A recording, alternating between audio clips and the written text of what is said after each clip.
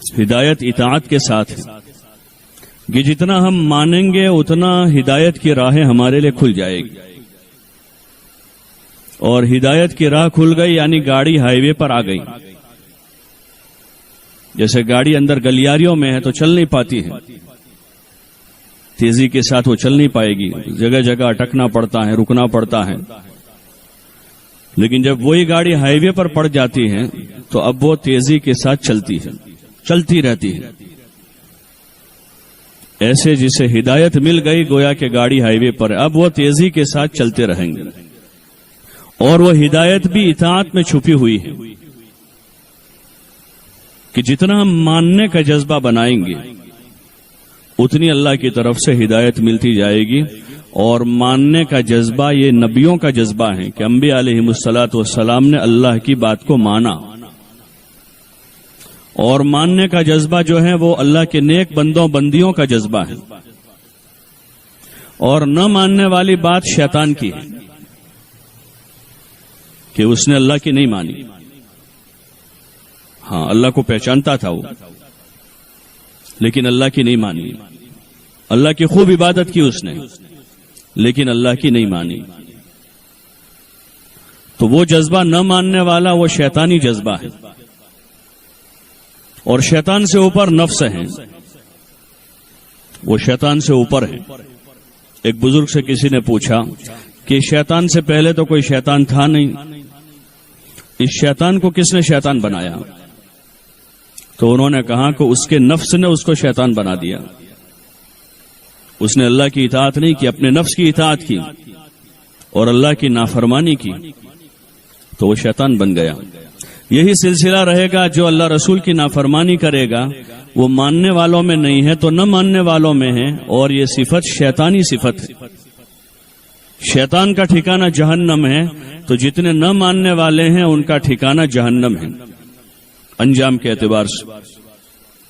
انجام کے اعتبار سے وہ حقیقی جہنم ہے، اور دنیا میں بھی ان کی زندگی کبھی خوشگوار نہیں ہو سکتی، دنیا میں وہ ہمیشہ پریشان رہیں گے۔ یہ اللہ کا فیصلہ ہے، من اعرض عن ذکری فإن له معیشۃ ضنکا، کہ جو ہمارے دین سے اعراض کریں گے، جو اللہ رسول کی بات کا انکار کریں گے، چاہے اپنی زبان سے انکار کر دیں یا اپنے عمل سے انکار کرتے رہیں، تو ان کی زندگیوں کو ہم تنگ کر دیں گے۔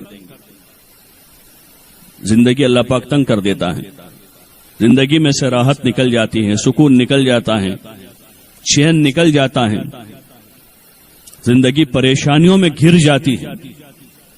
اور آج دنیا کا یہی حال ہے، دنیا بھر میں یہ مسائل ہیں کہ زندگیوں سے چین نکلا ہوا ہے، سکون نکلا ہوا ہے، امن اور سلامتی نکلی ہوئی ہے، باوجود مال پیسوں کے پریشانی ہے،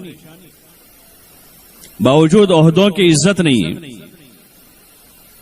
باوجود دنیا کے اسباب کے عزت کسی کی نہیں، سب ذلیل ہیں، کوئی کسی کی نظر میں باعزت نہیں جچتا۔ ہاں، وہ اللہ کے نیک بندے جنہوں نے اللہ رسول کی اطاعت کی ہے اور دین کے مطابق اپنی زندگی گزار رہے ہیں، اللہ پاک ان کو اس تنگ ماحول میں بھی ان کے ساتھ اللہ نے عافیت کا معاملہ کیا ہے۔ اس لیے ہمارا اصل ہدف یہ رہے کہ ہم مسلمان ہیں، مسلمان کی صفت ماننے کی ہے۔ ماننے کی نیت کر لیں گے تو زندگی پر ماننا آسان ہے۔ سب سے پہلے اللہ کی ماننا ہے، رسول صلی اللہ علیہ وسلم کی اطاعت کرنی ہے، اور پھر ہمارے اوپر جو بھی اللہ رسول کی بات کہنے والے کرنے والے اہل علم ہیں، جو ہمیں سیدھا راستہ بتا رہے ہیں، جو ہمیں ہماری آخرت کے بارے میں ہماری صحیح رہبری کر رہے ہیں، ہمارے دنیاوی امور میں ہمیں حضور صلی اللہ علیہ وسلم کی مبارک تعلیمات کی تعلیم دے رہے ہیں، ان کی اطاعت کی اگر نیت کر لیں گے تو پھر کوئی مسئلہ ہی نہیں ہے۔ حضور صلی اللہ علیہ وسلم کی بعثت سے پہلے، آپ کے دنیا میں آنے سے پہلے، دنیا میں بہت سارے قسم کے خرافات تھے، بدعات تھے، جہالت تھی، کفر تھا، شرک تھا، اور دنیا میں فساد مچا ہوا تھا۔ حضور علیہ الصلاۃ والسلام دنیا میں تشریف لائے، اور آپ علیہ الصلاۃ والسلام نے دنیا کے انسانوں کو، مردوں کو، عورتوں کو اس فساد سے، اس جاہلیت سے، اس رسوم اور رواج کی پیروی سے نکال کر اسلام کا مبارک طریقہ عطا فرمایا ہے۔ جو ہمارے پاس بہت بڑی نعمت ہے.